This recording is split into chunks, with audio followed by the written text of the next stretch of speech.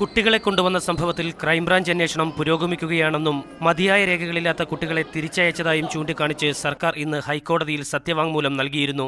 കുട്ടികളെ തിരിച്ചയക്കണമെന്നാവശ്യപ്പെട്ട് 2 സംഘടനകൾ നൽകിയ ഹർജിയെ തുടർന്നായിരുന്നു സർക്കാരിന്റെ സത്യവാങ്മൂലം. ഇത് പരിഗണിക്കവെയാണ് ഹൈക്കോടതിയുടെ പരാമർശങ്ങൾ.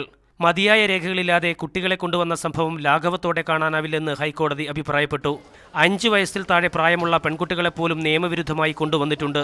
കുട്ടികളുടെ കാര്യത്തിൽ കോടതിക്ക് കടുത്ത ആശങ്കയുണ്ട്.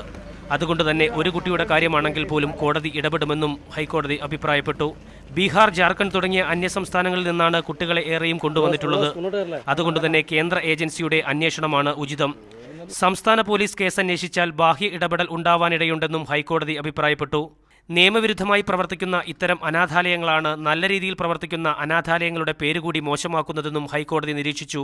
വിഷയത്തിൽ CBIയെ സ്വമേധയാ കക്ഷി ചേർത്ത ഹൈക്കോടതി അടുത്ത തിങ്കളാഴ്ച അന്വേഷണക്കാര്യത്തിൽ നിലപാടറിയിക്കാൻ ആവശ്യപ്പെട്ട് CBIക്ക് നോട്ടീസ് അയച്ചു. കേസ് തിങ്കളാഴ്ച വീണ്ടും പരിഗണിക്കും. ജയേഷ് രാഘവൻ, മീഡിയ 1, കൊച്ചി.